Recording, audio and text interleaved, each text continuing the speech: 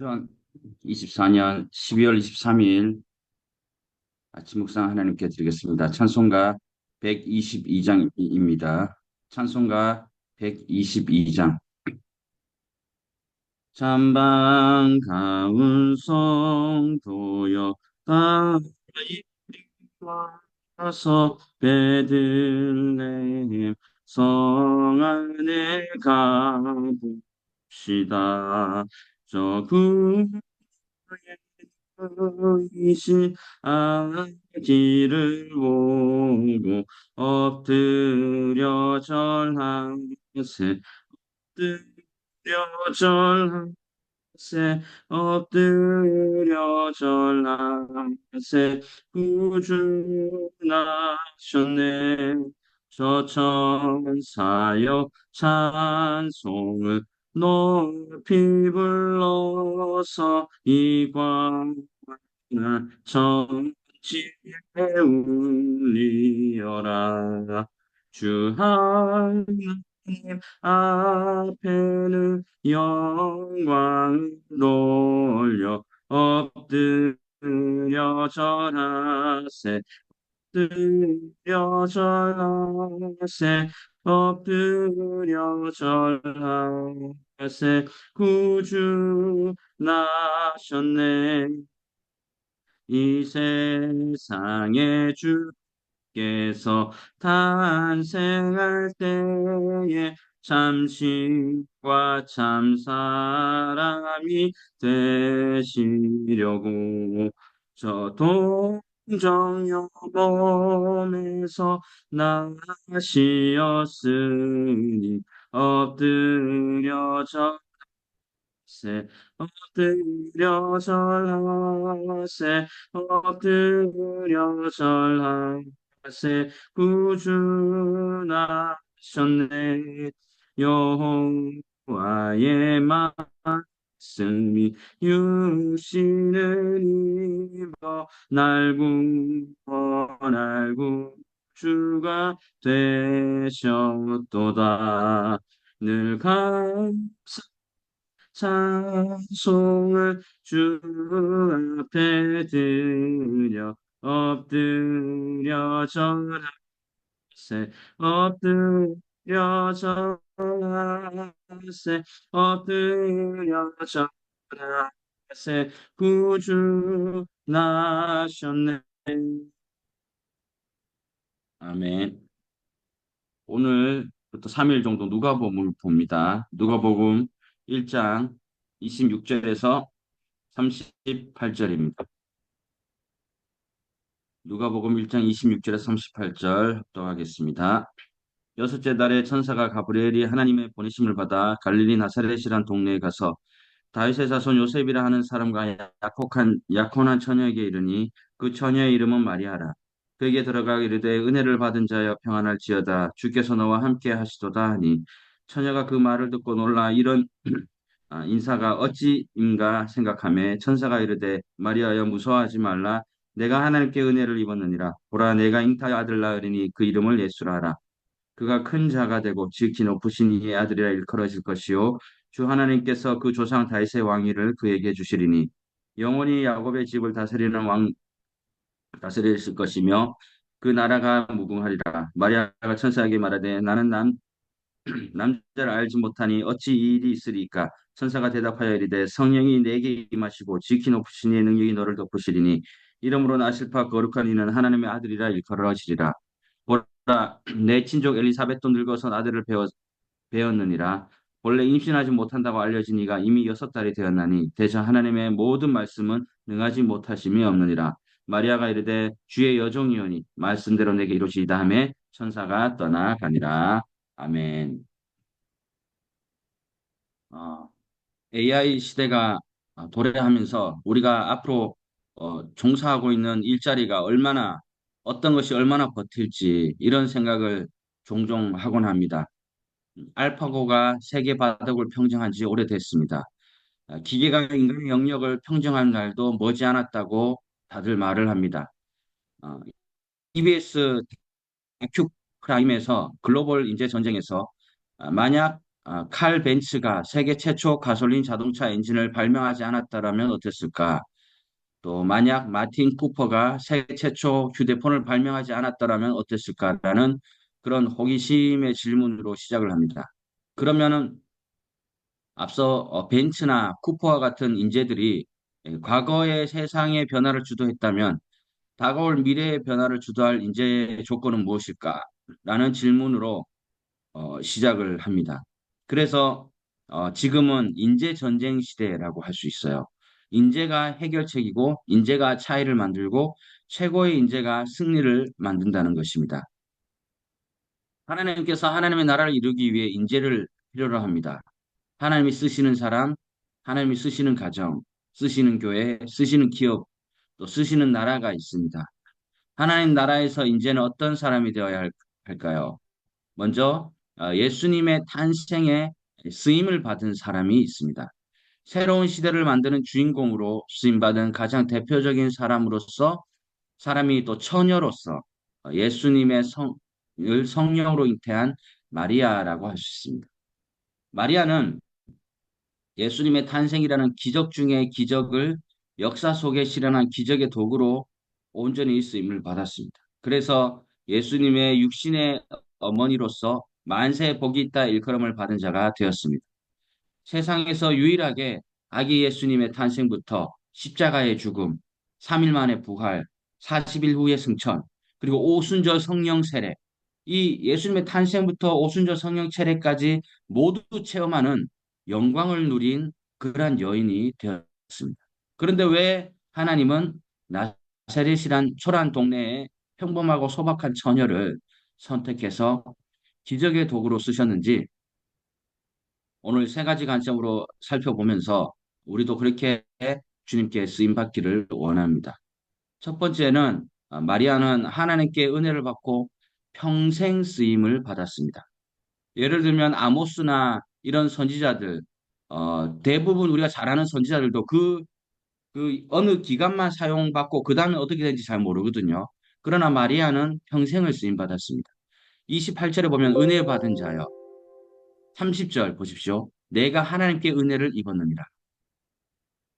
마리아는 하나님의 주권적 은혜를 받아가지고 쓰임을 받게 된 것이에요. 하나님의 인재 선택 방법은 독특하죠. 지위나 빈부나 권력의 유무나 지식의 유무나 실력과 기술의 유무에 있지 않습니다. 아무도 알아주지 않고 그저 세상을 마감할 시골 촌뜨기예요. 그런데 하나님은 정확히 마리아를 아시고 부르신 것입니다. 27절에 의하면 하나님은 마리아 같은 사람을 알고 은혜를 주셨다는 것이에요. 그러므로 우리도 마찬가지입니다.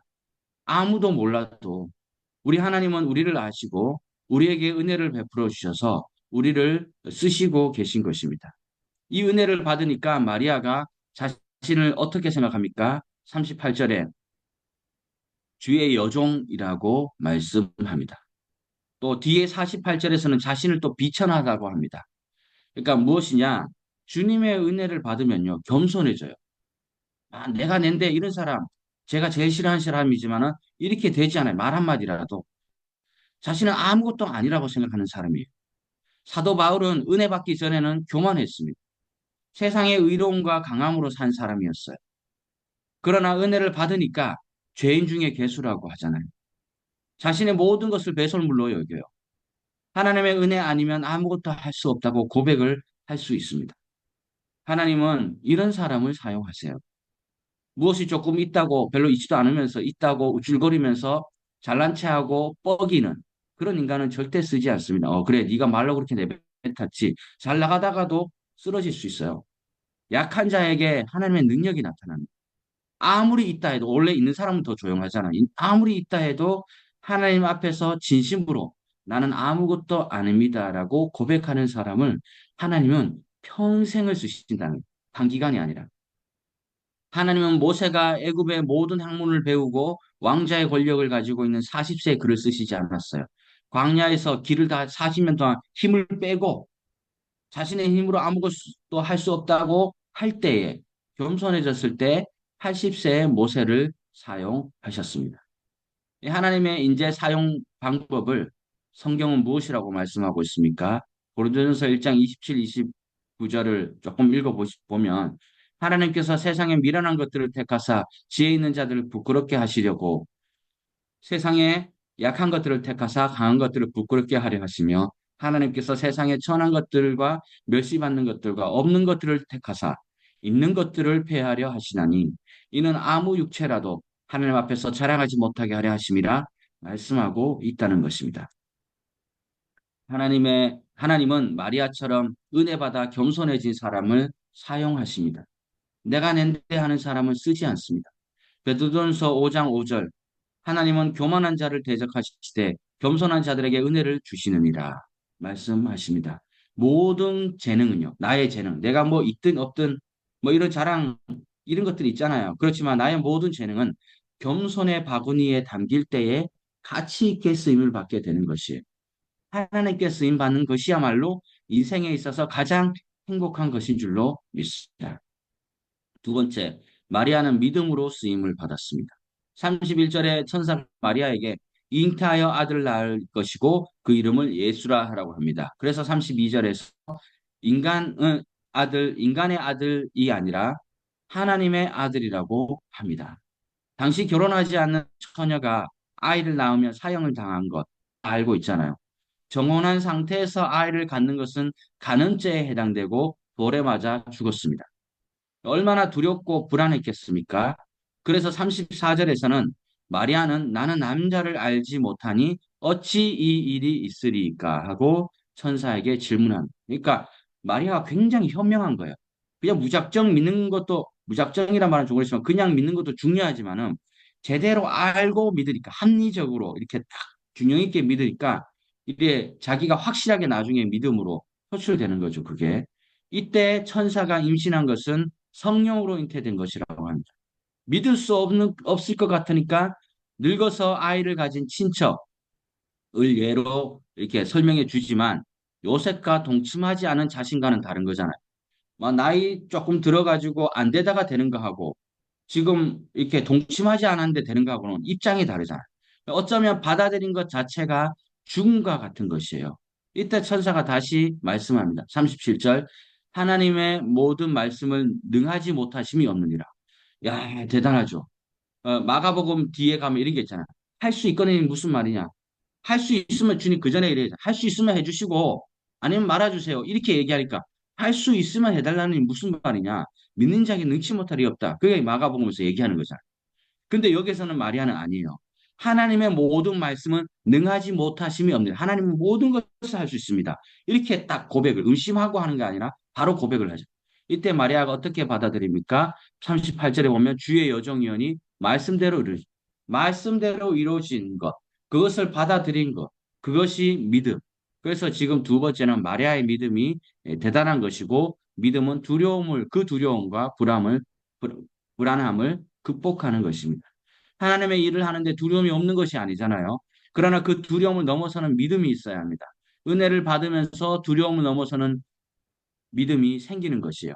누구나 다 안 되거나 못할 이유는 다 있어요. 그러나 하나님은 그 이유를 주저리 별로 사실 듣고 싶지 않아요. 두려워서 돈이 없어서 지식이 없어서 건강하지 못해요라는 말을 듣고 싶지 않아요. 말씀을 듣고 믿음으로 나아가기를 원하시는 것입니다. 이 믿음을 성경에서는 어떻게 말씀하신지 45절을 보시면 주께서 하신 말씀이 반드시 이루어지리라는 믿은 그 여자에게 복이 있도다. 자, 믿음으로 받아들인 그 마리아에게 복이 있다. 믿는 자가 축복의 통로로 쓰이는 것입니다. 그러니까 내가 믿음으로 받아들인 것이 내 하나의 문제가 아니라 내가 속한 여기, 이 산지 캄보디아, 그렇게까지 확정되는 것입니다. 하나님의 나라의 인재 기준, 하나님이 쓰시는 사람은 믿음의 사람이에요. 하나님은 믿음으로 하지 않는 것을 죄라고 말씀해요. 믿음으로 하지 않으면은 하나님을 기쁘시게 할 수 없다고 말씀하잖아요. 믿음으로 하지 않는 것은 하나님과 아무 관계가 없어요. 믿는 자에게 능치 못함이 없다고 말씀합니다. 하나님의 기적의 도구로 쓰임 받으려면은 우리에게도 지금은 계속 믿음이 필요한 것입니다. 마리아가 회의적 태도나 불신적 태도에서 머물렀다면 하나님은 그녀를 쓰지 않았을 거예요. 불신앙은 하나님이 쓰신데 방해가 되는 것이요. 예수님을 병자들을 치유하실 때 내 믿음대로 되지어다 얼마나 많이 선포하셨습니까? 그래서 그들을 기적의 도구로 사용하신 것입니다. 하나님이 쓰시고 싶어도 믿음이 없어 쓰임받지 못한 사람이 세상에는 얼마나 많이 있을까요? 그 인생들도 얼마나 많이 있을까요? 교회를 다니면서도 믿음이 없습니다. 오래전 연예인 교회에서 구봉서 장로님이 신앙 생활을 할 때였다고 합니다. 조금 오래됐죠. 당시 이제 하목사님께서 목회를 하고 계셨는데 주일 오후 연예인들이 모여서 성경 공부를 했다고 합니다. 그날 목사님께서 동정녀 마리아 사건에 대해서 열정을 다하여 가르쳤는데 뒤에서 한 젊은 연예인이 손을 번쩍 들면서 목사님 뭐 거짓말하지 마세요. 어떻게 처녀를 아이 낳아요? 그런 얘기 그만하시고 예수님께서 좋은 일 많이 하셨잖아요. 다른 말씀 많이 가르쳐 주세요. 했다고 합니다. 그래서 한 목사님께서 더 열정적으로 예수님 동정저 마리아 탄생에 대해서 가르쳐 주니까 이 젊은 연예인이 말씀을 드리려고 하지 않고 계속 질문을 했다고 해요. 그래서 갑자기 성경 분위기가 이상해지니까 성경 공부 분위기가 그때 구봉서 장로님이 벌떡 일어나서 후배들에게 향해서 어, 마리아 신랑 요셉도 믿었는데 왜 네가 안 믿냐 이렇게 이야기하면서 또 이렇게 웃으면서 무마가 되었던 그런 적이 있다고 해요. 우리도 하나님께 쓰임 받기 위해서는 믿음이 필요합니다. 뭐 내가 지나온 나의 경륜 뭐 이런 거 다 아니에요. 계속해서 그 믿음으로 나아가는 거지 내가 온 걸로 나아가지 않잖아요. 하나님의 일을 믿음으로 하는 것이지 갖추어져 하는 것은 아니다. 소아마비아 천식을 알아서 촛불 하나 제대로 끌 힘이 없는 아이가 있었어요. 그 아이가 11살이 되던 날 아버지는 그에게 이렇게 말했습니다. 너가 가진 전능하신 하나님을 참으로 신뢰하면 오히려 너의 장애 때문에 모든 사람이 너를 주목할 것이고 너는 역사의 신화와 같은 기적을 남는 놀라운 삶을 살 수 있을 것이다. 그 말을 했습니다. 그런데 그 말을 믿었어요. 그 후 그 아이는 23세가 되던 해 뉴욕주 대표하는 의원이 되었고 후에는 뉴욕 주시자, 그 다음에 부통령을 거쳐서 미국 역사의 가장 어두웠던 시절에 미국의 신화를 재건하고 1906년에 노벨 평화상까지 수상한 루즈벨트 대통령이 되었다는 것이요. 그러니까 믿음으로 죄를 이기고 믿음으로 절망과의 싸움에서 질병과의 싸움에서 고독과의 싸움에서 유혹과의 싸움에서 분노와의 싸움에서 증오와 미움과의 싸움에서 이겨서 하나님의 쓰임을 계속해서 받을 수 있는 것입니다. 마지막으로 셋째로 마리아는 말씀에 헌신적으로 순종하여 쓰임을 받았습니다. 사춘기 소녀가 임신을 하면 조롱과 비난을 받아야 되잖아요. 미혼모로 평생 무거운 짐을 져야 합니다. 돌팔매질을 다하여 부모와 가문의 수치를 안기며 죽을 수 있어요. 일평생 감당해야 할 그 대가가 얼마나 고통스럽겠습니까? 시므온은 누가복음 2장 35절에서 의미심장한 예언을 합니다. 칼이 내 마음을 찌르듯 하리니 칼이 내 마음을 찌르듯 하리니 라고 말씀을 해요. 여러분 문자 그대로 칼에 찔리는 아픔으로 너의 일생을 살 것이라는 거예요. 예수님이 잉태에 해치고 나았지만은 계속 그렇게 비난하는 안 믿는 인간들 얼마나 많겠어요. 그런 말들 수치 이런 것들을 계속 들으면서 살라는 거예요. 그래서 칼에 찔리는 아픔으로 너의 일생을 살 것이다. 시므온이 예언을 했습니다. 예수님이 당하신 그 고통을 보는 육신의 어머니 얼마나 고통을 어머니로서의 고통을 예언한 것이죠. 아들이 먼저 죽었어요, 여러분. 아들이 먼저 자식이 먼저 죽었어요. 불효 제일 큰 불효라고 하잖아요. 얼마나 아팠겠습니까? 그런데 이 모든 것을 감수하겠다는 거예요. 그 찌른 듯한 아픔도 다 감수하고 받아들이고 해야 할 일임은 주님 제가 하겠습니다. 이거는 마리아가 구약 성경도 잘 알고 있었어요. 미가 5장 2절부터 시작해가지고 시편에 있는 모든 말씀들 다 알고 있었기 때문에 언젠가 온다는 알고 있었기 때문에 그게 나구나 이렇게 받아들인 거죠. 이해 어떤 면에서는 믿음도 있었지만 이해되어서 순종하는 것이 아니에요. 자기에게 이익이 있어서 순종한 것이 아닙니다. 하나님이 말씀이기 때문에 무조건 순종하는 거예요. 은혜 받은 사람들의 대표적인 특징 중에 하나가 바로 순종하는 사람이 되는 것이에요. 은혜 받은 마리아의 말은 자신의 몸을 주님의 뜻이 이루어지도록 쓰시라는 헌신적 결단을 하는 말이 됩니다. 35절에 천사가 성령의 도구로 그녀의 몸을 쓰시겠다고 하니까 말씀대로 이루어지도록 자신의 몸을 드리겠다고 고백을 합니다. 하나님의 뜻을 자신의 목숨과 바꾸는 것이요. 이런 헌신의 순종이 있기 때문에 마리아는 예수 그리스도께서 성육신하신 데 쓰여진 기적의 사람들이 된 것입니다.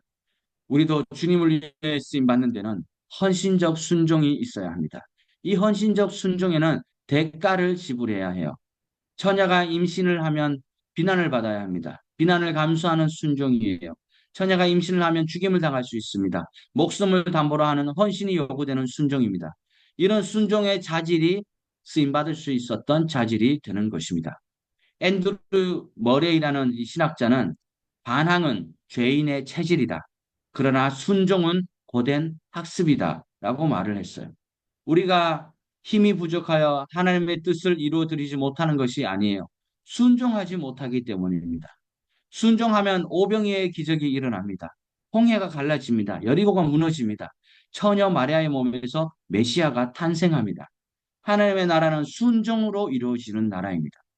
하나님의 뜻은 우리의 순종으로 활짝 꽃이 피게 되는 것입니다. 이 시대에도 주님은 수많은 사람들 중에 하나님의 나라를 위해 하나님은 쓰실 사람을 찾고 계십니다. 은혜를 받아 겸손한 자로 쓰임 받으시길 원합니다. 큰 믿음으로 쓰임을 받았습니다. 헌신적 순종으로 쓰임을 받으며 매번 우리가 믿음으로 또 매해 이렇게 헌신으로 순종으로 나아가기를 간절히 소망합니다. 기도하겠습니다. 하나님, 오늘도 여전히 말씀해 주시니 감사합니다. 내가 낸 대로 살아가는 어리석은 인생이 아니라 하나님의 은혜를 받으며 믿으며 살아가게 해 주시옵소서. 믿음으로 하나님을 기쁘시게 하는 복된 삶이 되게 하시고 내게 아픔과 손해가 오더라도 계산하고 있는 것이 아니라 하나님의 말씀 앞에 무조건적이고 헌신된 순종으로 나아가서 하나님께서 일부가 아니라 평생 쓰시는 사람으로 나아갈 수 있도록 도와주시옵소서. 예수님의 이름으로 기도드립니다. 아멘. 우리 계속해서 어, 공동 기도 제목 하나님께 같이 드리겠습니다. CN님 한인장로교회 또 임시 예배당을 위해서 담벼락 또 대문, 전기, 공사, 또 우물공사, 유치원 건물 여러 가지 계획들을 앞두고 있는데요.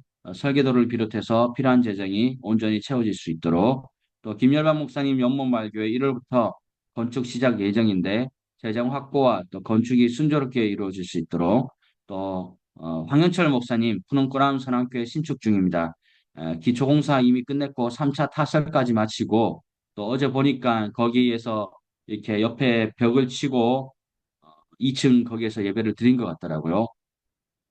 하나님의 공급하신가, 채우심의 은혜가 가장 절실할 때입니다. 남은 건축, 또 재정, 인력 순조롭게 진행되고 하나의 안전사고가 발생하지 않도록 또 상빈이 군생활 적응, 예빈이 학비 주님께서 채워주시고 특별히 황현철 목사님 또 큰 몸살이 와서 어젯밤에 또 777 병원인가 거기에 갔다고 합니다.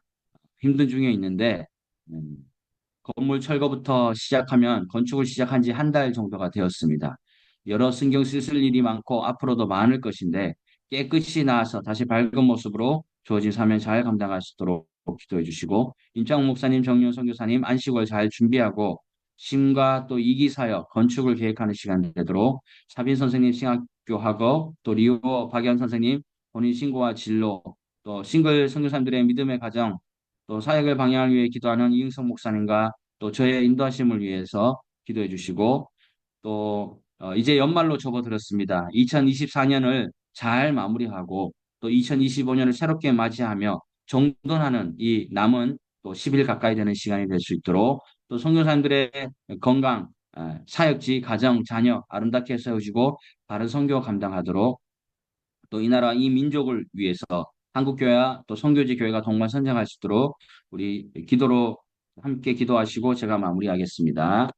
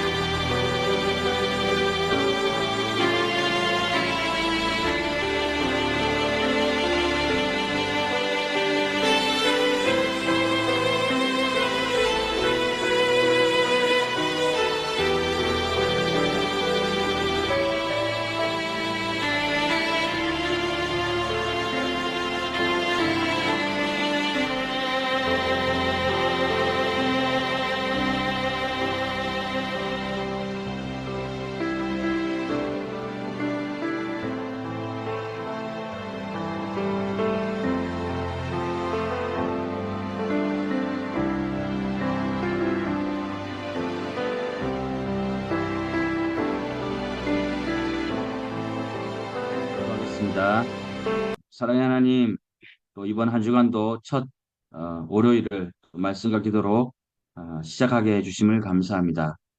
시일미 한인 장로교회, 연못마을교회, 푸른끈한 선한교회, 또 이렇게 새 교회가 건축을 준비하고 또 건축 중에 있습니다. 하나님, 특별히 환율이 너무나 치솟는 가운데, 연일 치솟는 가운데 있습니다. 하나님, 어, 환율이 속히 안정되게 해주시고 또 힘들고 어려운 과정 가운데 있사오니 환율을 조정해 주시어 또 온전한 건축이 이루어지게 부족함이 없도록 주님 도와주시고 역사하여 주시옵소서. 특별히 황현철 목사님 또 신경을 쓰시면서 하시느라 매우 힘든 가운데 있습니다. 심신이 지쳐 있습니다. 아버지, 그렇지만은 주님께서 건강을 만져주시고 어루만져 주셔서 다시 한번 깨끗함으로 밝은 모습으로 주어진 또 맡겨진 이 남은 공사의 사역을 잘 감당할 수 있도록 도와주시옵소서. 특별히 새 교회 교회 부지와 예배처 등록 등 행정적인 절차도 하나님의 선하신 뜻 안에서 온전히 이루어질 수 있도록 아버지 도와주시옵소서. 임창 목사님, 정유현 선교사님 또 안식월 준비를 잘 감당하며 심과 또 이기 사역을 잘 준비하는 귀하고 복된 또 가정이 또 평안하고 행복한 그런 시간으로 주님께서 세워주시고 이끌어 주시옵소서. 사빈 선생님, 리오 선생님, 박연 선생님 가족, 아버지 하나님의 일꾼으로 또 세워지고 쓰임받기를 원하오니 성령 충만함을 다해 주시고 또 오늘 나눈 마리아와 같은 믿음을 주시어서 평생 하나님께서 쓰실 수 있도록 헌신된 믿음과 순종을 주님께서 허락해 주시고 이끌어 주시옵소서. 아버지 한국 교회와 또 성교지 교회가 동반 선장하기를 원합니다. 한국의 정세가 너무나 어렵고 힘든 가운데 있습니다. 하나님께서 나라를 돌보시고 다스려 주시어서 주님 함께 동방 성장하며 간증이 넘치는 서로 좋은 소식이 오가는 그러한 성교지와 협력 또 주보원 교회의 관계가 될 수 있도록 도와주시고 이끌어 주시옵소서. 하나님, 또 오늘 하루도 주님께 올려드립니다. 늘 주님을 묵상하며 생각하며 의식하며 우리의 마음의 말과 마음의 묵상이 하나님께 연락되는 온전한 삶의 열매가 될 수 있도록 주여 도와주시옵소서. 한 주간도 많은 것들이 있습니다. 성탄절 연합 예배와 또 성탄절 예배, 또 CPTI에서 예배도 있습니다. 이 모든 것들이 주님의 뜻 안에서 하나님의 영광 받으시는 귀한 예배가 될 수 있도록 도와주시옵소서. 예수님의 이름으로 기도드립니다. 아멘. 하늘에 계신 우리 아버지, 아버지의 이름을 거룩하게 하시며 아버지의 나라가 오게 하시며 아버지의 뜻이 하늘에서와 같이 땅에서도 이루어지게 하소서. 오늘 우리에게 일용할 양식을 주시고 우리가 우리에게 잘못한 사람을 용서하여 준 것 같이 우리 죄를 용서하여 주시고 우리를 시험에 빠지지 않게 하시고 악에서 구하소서. 나라와 권능과 영광이 영원히 아버지의 것입니다. 아멘.